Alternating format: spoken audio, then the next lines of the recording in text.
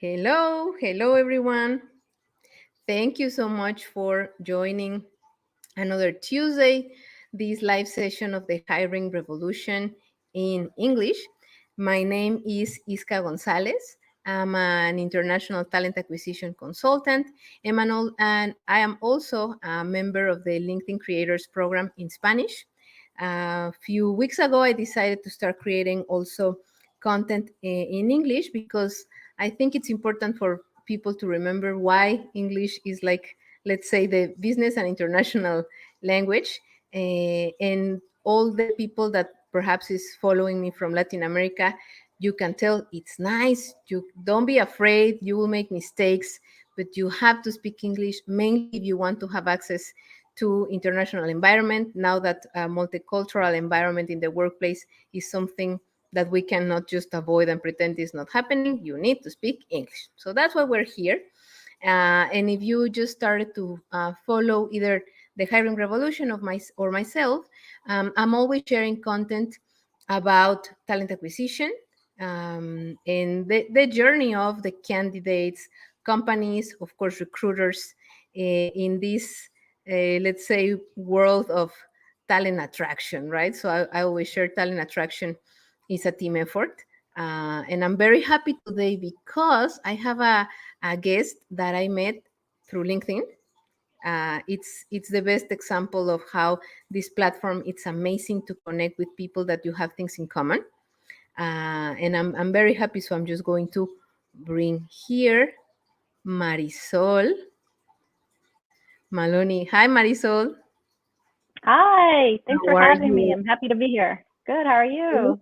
Good. I'm very excited because I always like to, I think a lot of people on LinkedIn is, like sharing content, either if you're part of the creator program or not, I'm very happy to see how this platform is transitioning from just a space to find jobs or look for candidates. Of course, the LinkedIn learning part, it's really becoming like a live platform where you can see for real how networking is effective. And as I said, connect with people with a post, with a video. It's amazing. And that's exactly what happened with you and I'm super excited to share also this topic. So far, we already have people saying hello. Please remember, this is also a conversation. um, we know that the topic I will put in a second, but it's candidate experience. We know it can be like it's a temptation, right, to complain. But guys, as you know me, the ones who know me, this is not about complaining. This is about what can we do different. Stay positive, do something. And yeah, we know there's complaints all the time. So thank you, Roberto from San Antonio. Um, Hope White is also Hi, with us. Hope. Thank you for joining and for sharing the event. Thank you, Anthony. Uh, Anthony, hi.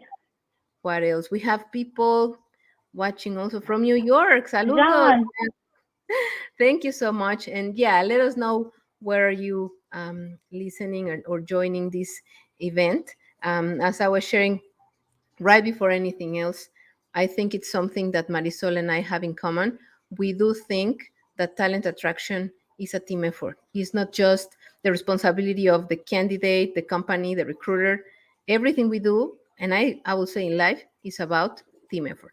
But before we start with our topic, Marisol, I would like you to introduce yourself so people can know about you. Yeah, so I'm a former naval intelligence officer turned recruiter, hence the Secret Squirrel moniker and Secret Squirrel Hunter. I currently work for a Department of Defense contracting company called Firebird AST. We provide mission support to the government. So I'm always recruiting for top secret cleared intel analysts, cybersecurity analysts, all that good stuff. And I really enjoy what I do. I also work with the veteran community a lot. So I mentor a lot of transitioning service members, veterans, reservists, and even military spouses because they struggle finding work post-military career. So that's something I'm very passionate about, helping others. Mm-hmm. And then you were also sharing recently about for the people who's listening in other countries, in the United States, from September 15 to October 15, we celebrate the Hispanic Heritage Month. So you also share a little bit about that, right? I did. I made a recent post about Hispanic Heritage Month and highlight how all the cultures kind of blend together, and I just love the Hispanic culture. I'm very proud of my Hispanic heritage. Where is your heritage from? What country? So my parents are from El Salvador, Central America, and then I was born and raised in California. And I've visited a couple of times, but I've actually visited other Latin American countries as well. So I've been to Mexico a few times, Dominican Republic. So And I still got many more on my bucket list. Yeah, no, and I appreciate that we mentioned this. In my case, I'm originally from Mexico City, but it's like it's always nice to see how this heritage and like the Latino community is also making an impact in this country, and it's nice when we have all those little details in common. I appreciate that we can find them, and of course, well, today the topic, as I said, is candidate experience. Why? Because of course, well, Marisol, as she just shared, and I'm very happy to hear her story because she recently started recruiting. I've been in talent acquisition for a little bit more than 15 years, and I think it's a career like definitely demanding, definitely where you need to have a lot of skills that, by the way, are transferable. So that's why a lot of people is perhaps interested in becoming a recruiter, but mainly also in a way, sometimes recruiters are not perceived, or they are not. I think people don't really understand what we do. I think a lot of people just has the idea that, oh yeah, the recruiter is the one who receives your resume and set an interview and you never hear back from that person, right? It might be. It might be. As I said, since I started sharing content in this platform, I know there's recruiters that are not doing their job the way they should do it. But there's also so many recruiters out there that are doing an amazing job, that are dealing with tons of requisitions, that are trying to make an impact and help people. And I think that's, of course, the case of Marisol. And that's why we decided to have this session together. So I would like to hear from your perspective, what is the candidate experience? Well, the candidate experience is two parts. People always think it's all on the recruiter, but in my opinion, and from what I've seen in my also personal experience as a former candidate, it starts with the candidate. Candidates need to do their own research and be strategic in their job search. Many candidates will just submit 100, 200, 300 applications per month using the same exact application. The same exact resume, and not tailoring the resume to that specific job that they're applying for. And then they continue to get rejection after rejection after rejection. And so they get frustrated, they become dejected, and then they want to spew negativity on social media. But when you're doing that, remember that other candidates or other recruiters and hiring managers are seeing that on social media. So the more negative you are, the more radioactive you're making yourself to other recruiters. So be mindful of that. It's okay to share an experience like, oh, this recruiter never called me back, or I feel they were ghosting me. Okay, yes, it happens. Recruiters do that. Candidates do that to recruiters. Comes down to being respectful of each other's time as well. But yes, candidates have a responsibility to do their research and also hold recruiters accountable. If a recruiter tells you, I will call you back by Friday, and they don't call you, then you need to engage and say, hey, we mentioned that we're going to talk on Friday, just following up. So it's okay to do that. Recruiters are human too. Life happens, but be respectful. With each interaction, be respectful. The second part of the candidate experience does start with that's where the recruiter comes in. Once the recruiter sees an applicant that they feel will be a good candidate for whatever role they have, it's on the recruiter to move quickly and not drag their feet. Call them as soon as you get that application and you feel they're a good candidate, because in this market, if you move slow, other companies will swoop in and snatch away your candidate. So you need to move very quickly. You need to assume that every candidate you interact with is already interviewing with other companies as well, not just yours. You're not special. You're not the only one. So you need to move quickly.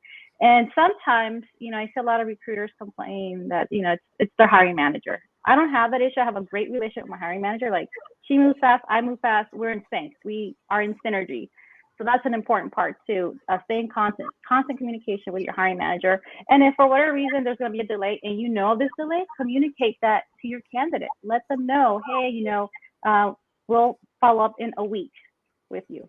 But just let them know that you're still tracking them. They want to be validated. They want to know that you're still interested in them and that you haven't forgotten about them. So keep in constant communication. I work in, defense contracting. Sometimes we have to wait for a bid to fall through for us to win the contract, and it may take a month.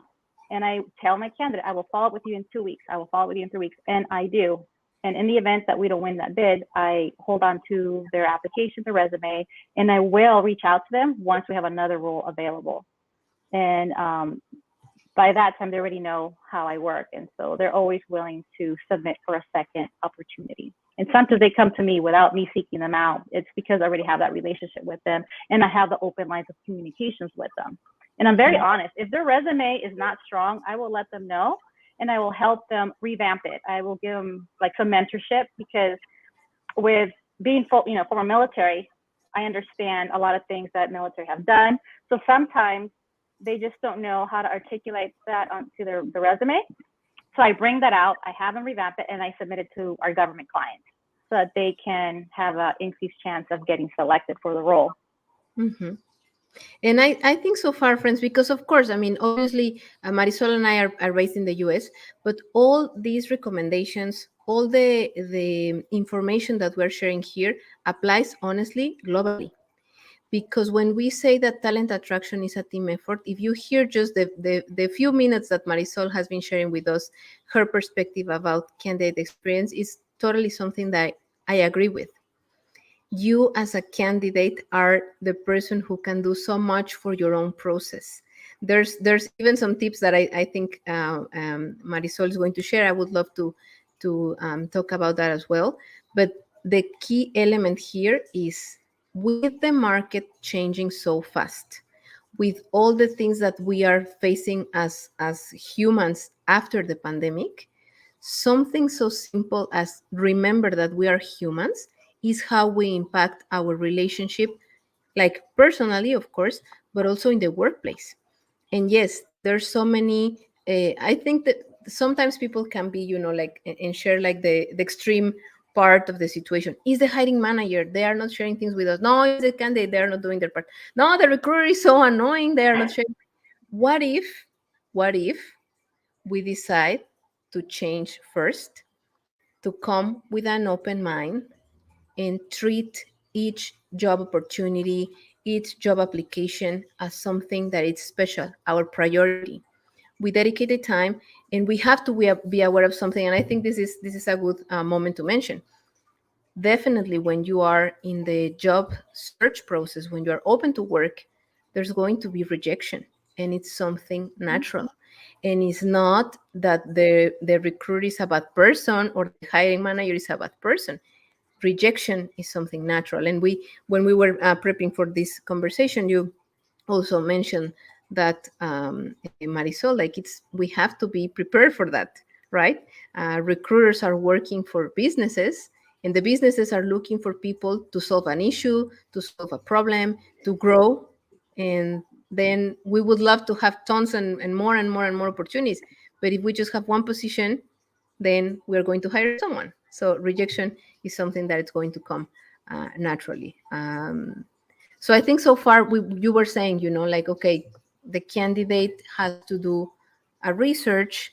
They can, I would say, analyze what are they applying for. And I think something, by the way, I would like to take a moment to recognize what you do, because and it's true, there's a lot of recruiters out there that keep thinking, no, I mean, why should I dedicate 2 minutes to give an honest feedback to a candidate? I mean, if you know what you're doing and you see that a resume is not showing the experience of the candidate, that's beautiful. I mean, I love what you do. Not a lot of people do it. I like to do it too. Some people is not open to feedback. That's true as well.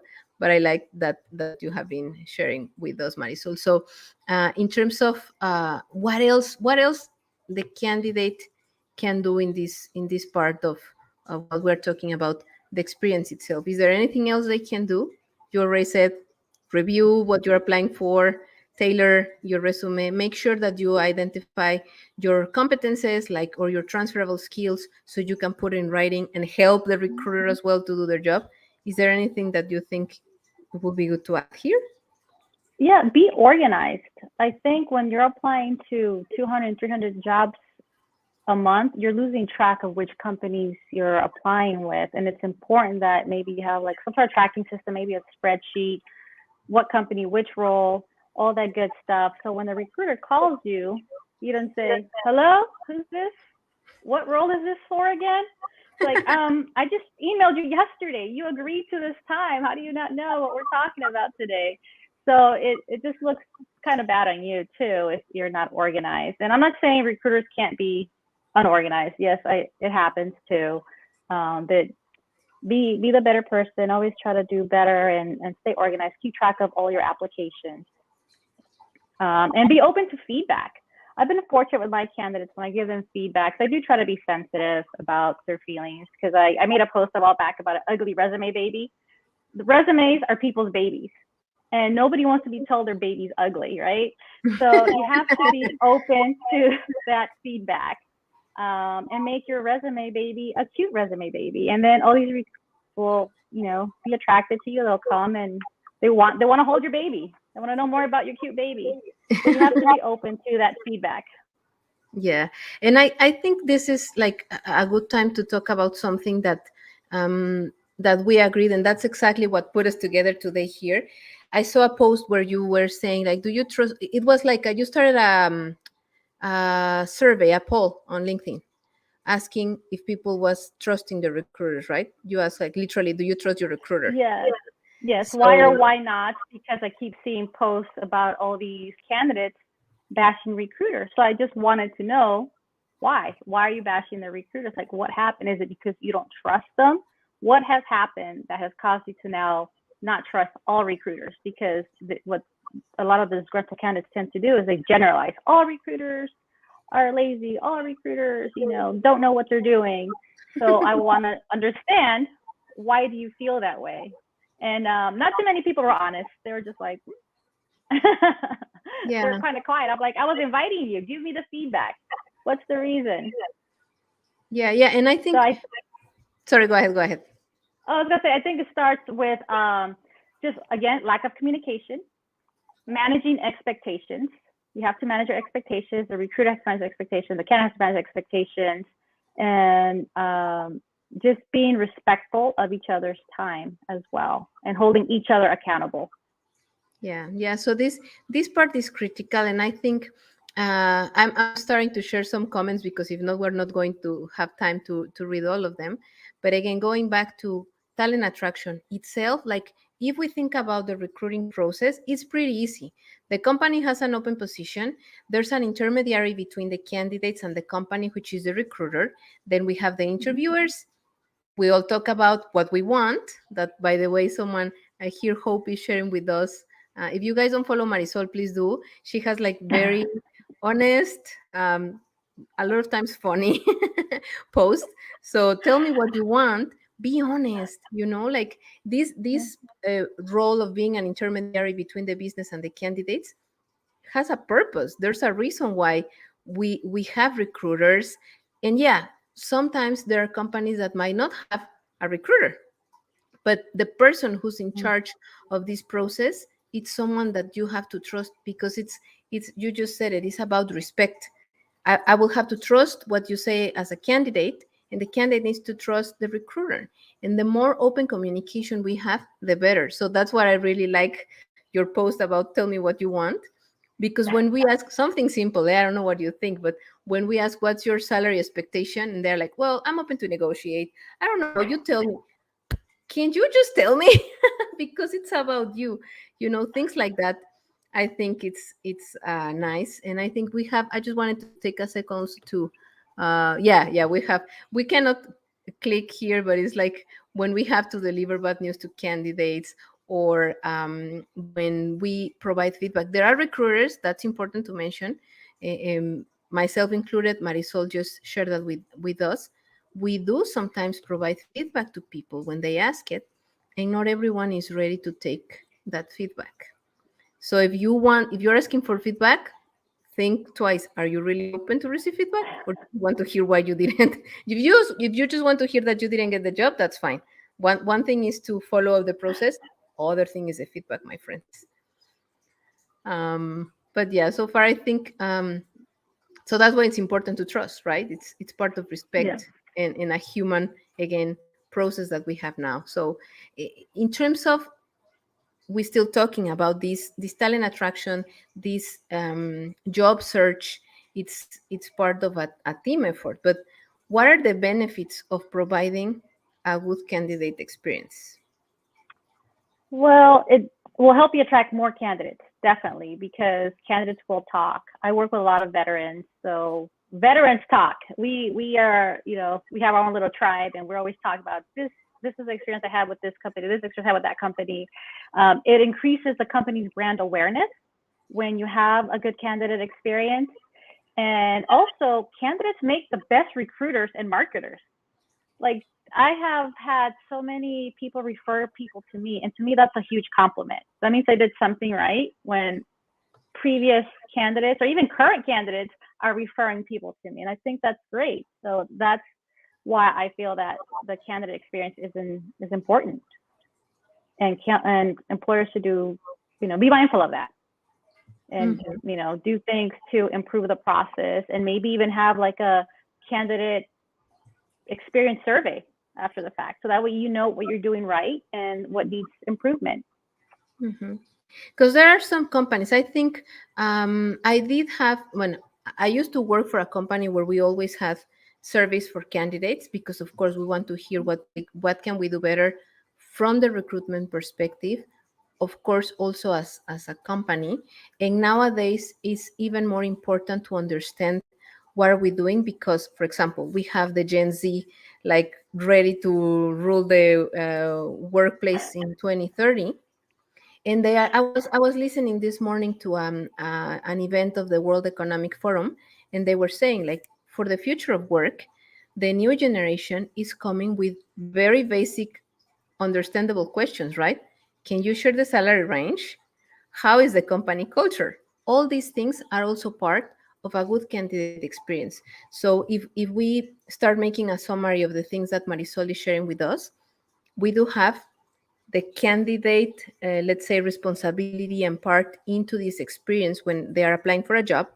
We do have the responsibility of the recruiter, and the benefits of providing a good candidate experience are also part of the company itself. What is your employment branding? What is the employee value proposition that you are sharing with the candidates? Because we have to remember as well, we do have recruiters that are like working in-house, but we also have headhunters. We have freelance recruiters that are representing maybe more than one company, and they need to share that with the candidates in order to make this process easy, flowing. And as you were saying, Marisol, there's so much in terms of speed now in the process, Mhm. right? Like the candidates, because it's true, they might have two, three, four open processes at the same time, which is, I mean, I respect that, but at least as you were saying also, and there's so much information that is very valuable here. Dear friends, I hope you're taking notes. Have a strategy, track what you're applying for. So also that is part of the experience. But I think also in terms of, let's say, for the recruiter, when you provide a good candidate experience, you just mentioned something, but I would like to bring it again. People will refer you talent, because when you are good with a candidate and perhaps you reject them, they're like, you know what, I know a friend, I know someone that might be good for this role, or I think you would like to connect with these people. And that's one of the beautiful things about recruiting, that you can network, and you can help, like, more when you are making sure that you provide a good experience. um, and here, I don't know, Marisol, if there's anything you would like to add about the candidate experience. Let's say, what are the benefits? I think from the recruiter's perspective, I think we could do more as far as advocating for our candidates, like why they're good and for a certain role. I know I'll see occasional posts from recruiters saying, I don't work for the candidate. I work for, my company, whatever. But I would argue that we should treat our candidates like our customers as well and advocate for them and also educate them. I mean, it doesn't, yeah, it may be a little bit more time consuming, but it pays dividends in the long term if you're just doing just like a regular transaction versus building a relationship. So for me, it's all about building that relationship and building that trust. Mm-hmm. And I think this as I was telling you, this is the type of things that not everyone is saying out there. In part, I will say it, like if you are a recruiter, then your raw material, to call it somehow, is the candidates. Like the candidates are what you need. Like you, I would say, almost to be like faithful to the candidate, as you said, you have to advocate for them, because when we do an interview, we can see more than just a resume. But then if you dedicate those additional minutes, if you want, for that feedback, to explain more about the role, then you are also making yourself a favor, no? So I think this is part of the tips for recruiters and employers about candidate experience, that you just naturally jump into that topic. What else do you think it's important for recruiters and employers to know about this? Just the self-awareness piece. It's easy to get caught up in the day-to-day routine. I got to work on this other, job description, other requisitions, and whatever projects you get going on. Just always keep the candidate in mind and push it through and just set them up for success. Like, it doesn't just end once you've done the interview. It continues on to the onboarding process until they start, their work first day on the job. And even then, you got to do an evaluation every 6 months and follow up to see how they're doing. But you got to just follow it through. And I think that's why, as I mentioned earlier, surveys would come in handy so you can see how you're doing and be ready for that feedback. So candidates need to be ready for that feedback that recruiters give, and recruiters and employers need to be open to the feedback. Even if it stings, hey, fix yourself and make it better. Yeah. And I think I have to say, Hope, thank you so much for all your posts and comments. You are an honorary member of the Hiring Revolution. Thank you for all the She's things. great. She's great. Yeah. She's a federal resume career coach, and so she helps the veteran community a lot. So Yeah, she's legit. I'm a fan of hers too. That's so nice. Thank you, Hope, for all the things you're sharing in the chat as well. And you know what, like Marisol, I'm really curious, and I hope you would like to share with us. But how? Because you just said you've been recruiting for a year, like let's say official recruiter talent acquisition environment, right? 1 year this month. Congratulations. So I would like to know, I'm really curious why you decided to transition to become a recruiter. Well, actually, I started recruiting last year, but it wasn't something I was trying to do. I've never seen myself as a recruiter. It wasn't even on my radar. I'm an intel analyst. That's what I do. I analyze things. But I had to leave my job in Hawaii. That's where I retired out of almost 3 years ago this year. And I had to move to California, so I had to leave my job. And I was really sad because I had bonded with my team and I felt guilty about leaving. So I offered Firebird to help review resumes and speak to the candidates and help backfill my role. And we were able to find someone within a week, which worked out very well. This gentleman is still there. And then, said my goodbyes. So I wanted to keep in touch. And unfortunately, didn't have any intel roles in California where I was moving to. So about a month after I got settled in, my boss hit me up and she's like, hey, we have this recruiting role available for business development. But right now it's remote. It's based out of DC, but because of COVID, we're trying it remote and see how it works. And because we know your work ethic, you're a people person, you have the intel background, you know what we're about, would you be interested in trying it out? Just a few hours here and there just to see how it goes. And, being former military, I'm always about, okay, sure, challenge accepted. Let's do this. Let's see how it goes. Try something new. I've never really backed away from opportunities. And I was flattered that they would trust me with something like that. But looking back, I did have a lot of transferable skills. I was in leadership roles while I was in the military. I had to do a lot of counseling. I had to do some firing. I did a lot of interviewing. I would help junior enlisted put in packages for officer programs, and I would do mock interviews with them. So a lot of those skills transferred. And before I was an intel analyst, a lot of people don't know this, I was a Navy nurse for 10 years. I was an ER nurse. So I had to learn to listen and quickly triage the situation, what's going on, play detective, all that good stuff, and have compassion and empathy for others. So a lot of those skills, those soft skills transferred over. And then some of my hard skills is that I'm an intel analyst. So I am like really good with OSINT, open source intelligence, and Boolean searches that I did while I was an intel analyst. So a lot of those skills naturally transferred over. And also a lot of reading, a lot of research, and following other recruiters that I was following before I even knew I was going to be a recruiter. So I was already getting smart on the recruiting process. But I did it mostly as a candidate. I wanted to know how recruiters were recruiting, so I taught myself the process. And then when I became a recruiter, I was already familiar with a lot of the processes in place. And then I learned about this, mythical ATS bots. So for those of you who don't know, I'm the bot. I'm the one who rejects your resumes. Yay. I read all your resumes, even your ugly baby resumes. I read them and I reject them. There is no bot. I wish I had a bot to assist me. Me too. And again, Marisol, I really love all the things you share with us, because I will tell you, like I started to share content on LinkedIn about talent acquisition, mainly in Spanish, because of course, fortunately, there's so much information about this in English. But there's the other side, like in Latin America, people, as I mentioned at the beginning with the Hispanic Heritage Month, people that is moving to other countries where, yeah, they might have access to English content, but when you hear it in your language, it's different. One of the things every single time I try to do is like a post that I share with people can help everyone.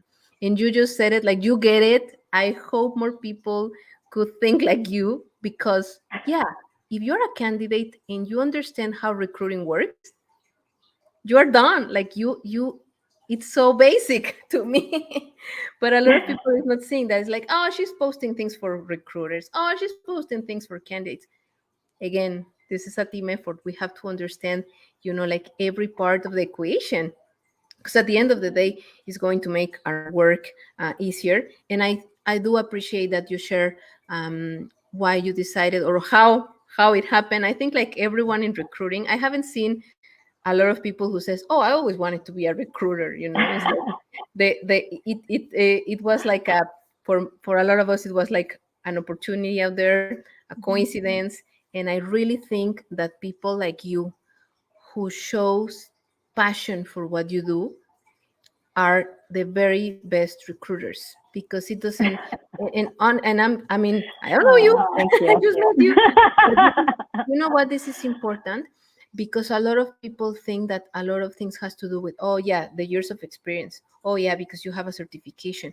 The certification is nice to have. You can learn about systems. If you are healthy and you have an internet connection, then there's so many things you can do. But is the passion for what you do, is the professionalism what makes the difference. And there, I would say I consider myself very fortunate to get to know a lot of recruiters that in that sense are willing to do a good job, that are willing to represent very well our function, understand that talent acquisition is more than reviewing a resume. I think I do have, we didn't plan this, we could wear our t-shirts from Amy Miller, that recruiting yoga plan, right? the ATS bot. But simple things like this, be honest, talk about what we do, help others, and understand how you did it. You have you identified your transferable skills at some point. You are doing a very nice job with all the information that you share on LinkedIn. And this is, like you, a lot of people, like myself as well, this is what we're trying to do. I do think that we can transform the talent acquisition process. I will never get tired of saying that this is a team effort. I love what I'm doing with the hiring revolution. I should say some days tough, because there's a lot of negativity out there. But if anything, it makes me so happy to see people like you that in a I would say, short period of time doing this, you can, make people understand that we are responsible for what we do, that we can be professionals, and that, yeah, recruiting is not so bad, my friends. There's so many good things about being a recruiter.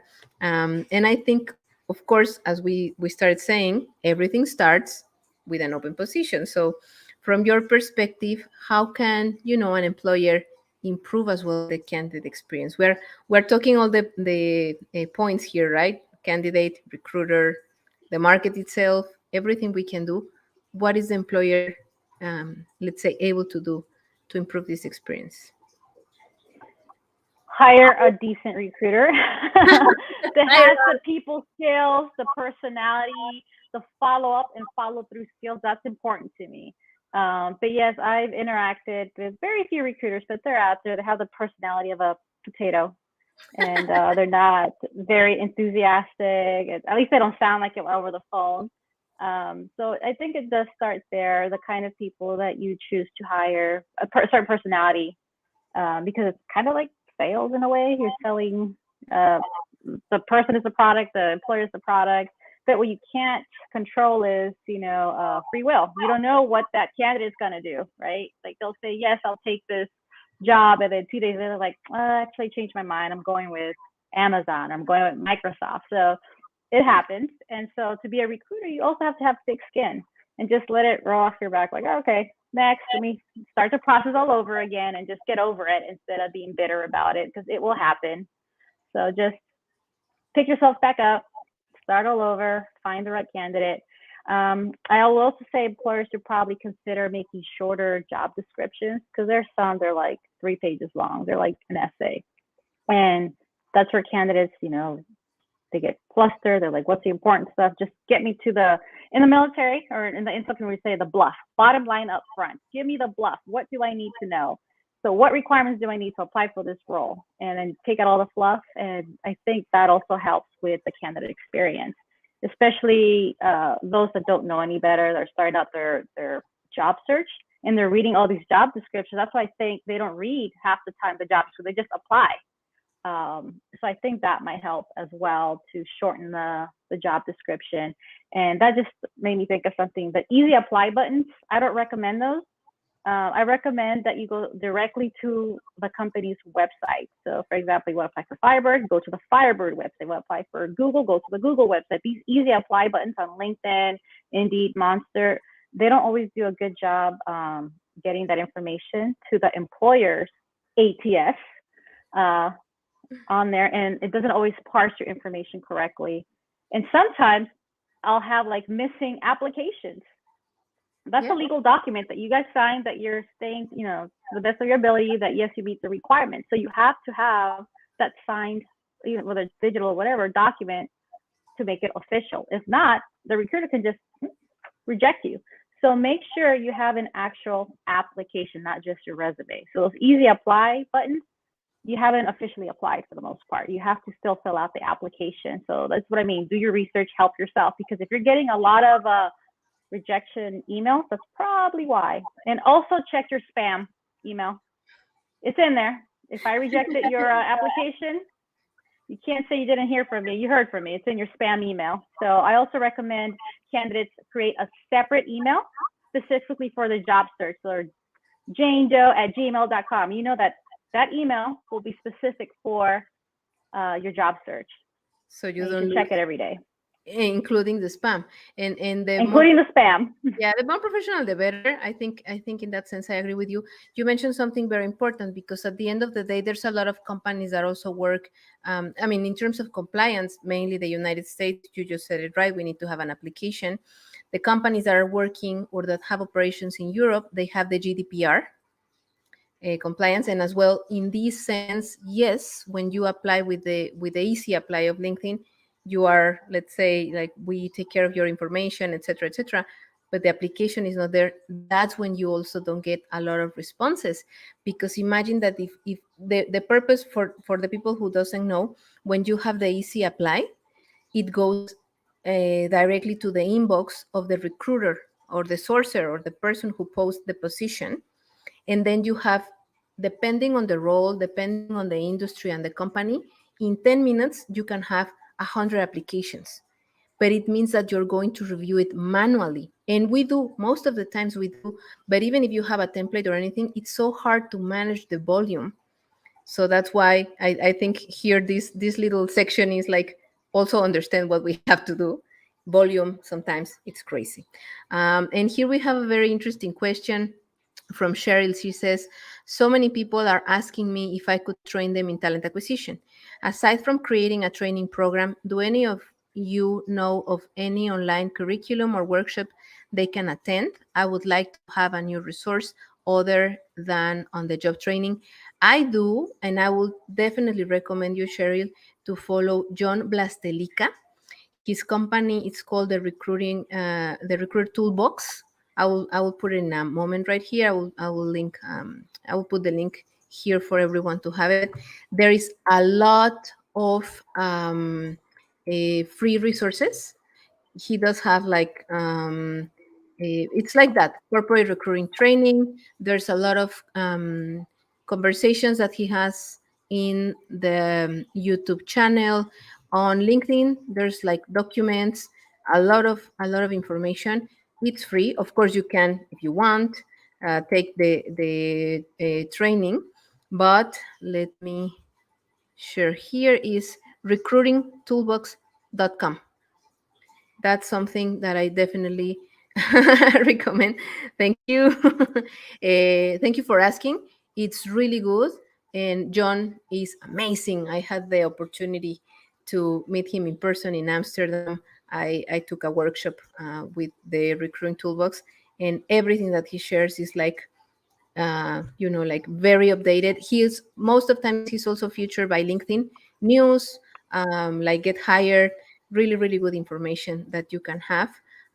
Also, definitely follow Amy Miller and her website, Recruiting in Yoga Pants.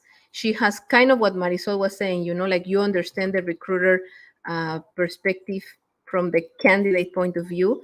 Basically, her website is a school for candidates and for recruiters. So here you also, and she's amazing. I mean, I don't have the chance to like meet her in person, but I love her recruiting yoga pants. And I don't know, Marisol, if you have any Yeah. resource that could help Cheryl. Follow us, follow Marisol, follow me. But do you have any? Yes, follow me. Yeah, I don't know of any training programs out there for recruiters. I haven't really looked into them. Main thing is have good people skills. Work on your people skills. Work on listening. Work on your communication skills, writing, follow up and follow through, and just be a decent human being, basically. Yes. No, I think that's You can't teach common sense. as basic as it sounds. That's the first thing to do, Cheryl. If someone asks you about, okay, I want to start a career in talent acquisition, be a decent human being. Understand that you provide a service, and it's not about like saying yes to everything. Of course, we need to have arguments. If anything, talent acquisition today is about data. You have to be data driven. And just to recap the skills that Marisol shared with us, is like active listening, eh, effective communication, negotiation, sales, customer service. All of those things are important for talent acquisition. But in this, I think these two for sure can be interesting tools that people can access anytime. There's free content. I honestly don't know anything else that might be easy, but of course, follow Talent Solutions on LinkedIn. Something really good as well is the Talent Connect from LinkedIn is coming back in person and online this year. It's going to be October, if I'm not mistaken, 24th and 25th. I will put it in the comments in the original post of this session. There's a lot of resources out there, but those are the ones that I think if someone would like to start also a career, besides listening to this conversation with Marisol explain very easily what it is to be a good recruiter, you can also have access to that information. And then we're almost getting close to the end of our session, but I would like to read this comment from Hope, where she says, like, email addresses like Homo sapiens, xxx.com, Superman 1965, blah, blah, blah, on your resume are great for laugh. But if you want to be taken seriously, then you need to use a more professional email address on your resume. I agree. I think I mean, people now, there's some people who say, like, well, but it's my personality. Yeah, but something simple. If you share your name, you're going to be in the memory of the recruiter or the person Mhm. who's reading your resume. So put your name. Be professional. No matter the industry, we have to be professional here. Thank you, Hope. Then we are going to have a party with Hope, Marisol, and myself. So I don't know, Marisol, if there's anything else so far you would like to add. I think all the information that you share and your point of view are very valuable for job seekers, for recruiters, for employers, for people to understand what talent acquisition is about nowadays with all the changes we have in the market. But is there anything else you would like to add? I think that pretty much summed it up. Just move quickly. Move quickly in this market. You need to be responsive. And candidates too. Like if a recruiter, like I move fast. As soon as I get your resume, I will reach out to you. And if it takes you a week to get back to me, Bye. I'm gonna give you the side eye. Like, what are you doing? The candidates that reply like within minutes of me sending that email, I'm like, okay, so I got to step up my game. So then I move even faster. Like those are the kind of candidates I love working with because they're moving quickly. They're giving me information. If I say, hey, you need to revamp your resume, they'll send me a new one like that same day or the next. Everybody has that kind of time because you have a life as well, and you're also maybe in the middle of interviews. That's fine, but still try to move as quickly as possible. Thank you. And I think it's, as I said, if anything, this is the truth about recruiting nowadays. This is how it works. I'm still impressed that we have so many things in common, Marisol. Like, I love LinkedIn. There are so many things. I do the same. I'm like, move, move, move. Thank you, Fulgencio, that is joining from Spain. It's quite late, but thank you for attending this live session. And Roberto Conde was saying, uh, to close, being genuine, customers can see when you're fake. That's true. Let's just be humans. Let's do our job the way we have to. There's nothing wrong with share a little feedback and help a little bit more your candidates because they are also the ones that are going to help you with your job.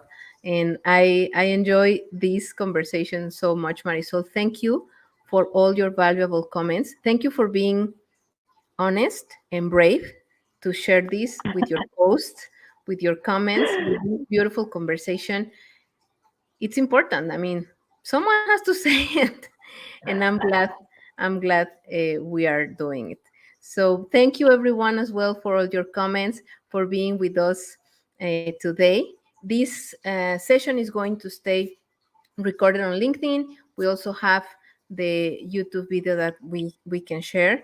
And yeah, let's be part of the hiring revolution. Let's work as a team. Follow Marisol if you don't follow her. Read again her name. we have we have in the original post, of course, her account, and here Hope is helping us to share again the LinkedIn profile of Marisol. At least she needs to leave today with 30 new followers. Dave, Yeah. this has been fun. Thank you so much for inviting me. I'm like, oh my God, it's like I'm talking to a celebrity because I see your posts. I've been following you for a while, so I'm a fan of your content as well. And I just like sharing. Like, I know for the posts, like I like to have fun with my posts. I like to make them funny because I think there's a lot of noise on LinkedIn right now. You'll constantly have recruiters like basically preaching at you, don't do this, don't do that. Duh. So I like to make it funny. Don't do this, and this is why. Instead, do this. So I try to provide tips on how to do it instead. So don't do it this way, do it this way. But I try to keep it funny because I think it's more memorable when you make it funny. It is. That's how I got to know you. And I appreciate that you, I mean, during your busy day you share this type of things. And yeah, we can also have fun. It's important. So I really appreciate your time, Marisol. Thank you so much for being open to this collaboration. Thank you, LinkedIn, for making this happening. Networking is real. So I hope that eventually we can have another session or we can continue the collaboration, and we invite Hope. Invite Hope. We can talk about the federal Yeah. government side. That'd be Yeah, I awesome. think Hope, I'm about to start my maternity leave, but once I'm back, Hope, you will be with me. Thank you. Thank you very much for your time. Thank you, Marisol. Don't leave. Thanks for We can having stay. me. We can stay once the broadcast ends, just to say goodbye. Thank you, everyone, and have a wonderful day. Thanks, everyone, for tuning Bye. in.